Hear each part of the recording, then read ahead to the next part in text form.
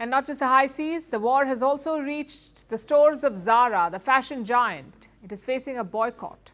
It started with an ad campaign. It showed a model with mannequins covered in white plastic. The images looked eerily similar to those emerging from Gaza, and soon Zara swung into damage control. It said the campaign was conceived in July.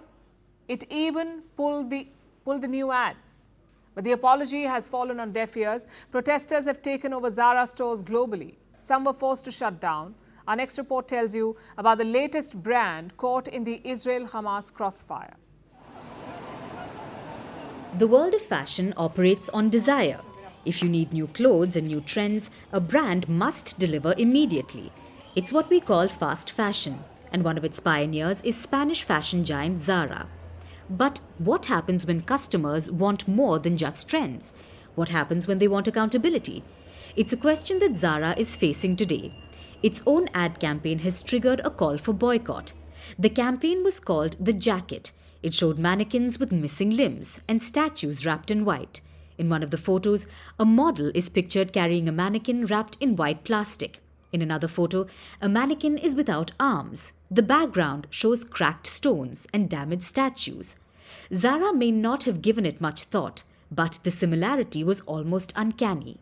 It looked like the pictures emerging out of Gaza. So the ad campaign was met with a flood of angry comments. Palestinians called for a boycott, and hashtag boycott Zara started trending. Then came the protests.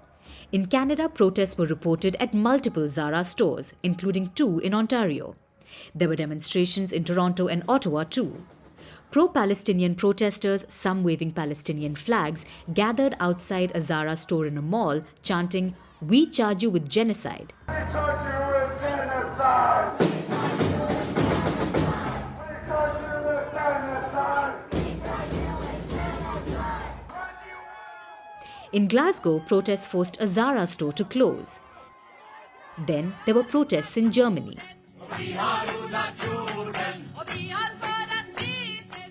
Australia, South Africa, Tunisia, and Turkey. Worthless, valueless Zara. We came to present you with new ideas for the disgusting and ignoble PR campaign that you are running, using images representative of the bodies of innocent people that are being torn to bits under bombs wrapped in shrouds and cities that have been turned into rubble.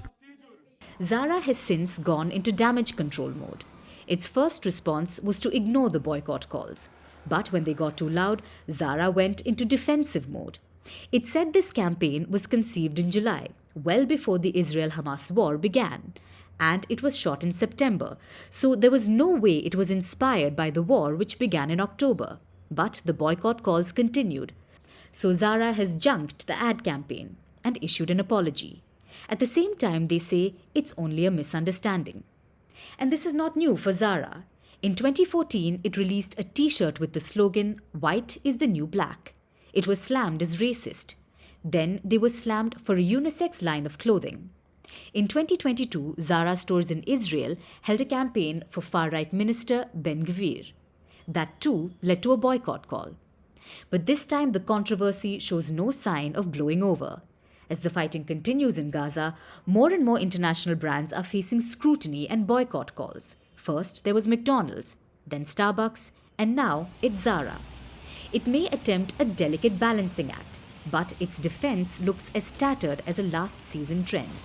This is a fast fashion giant entangled in a slow-burning geopolitical crisis.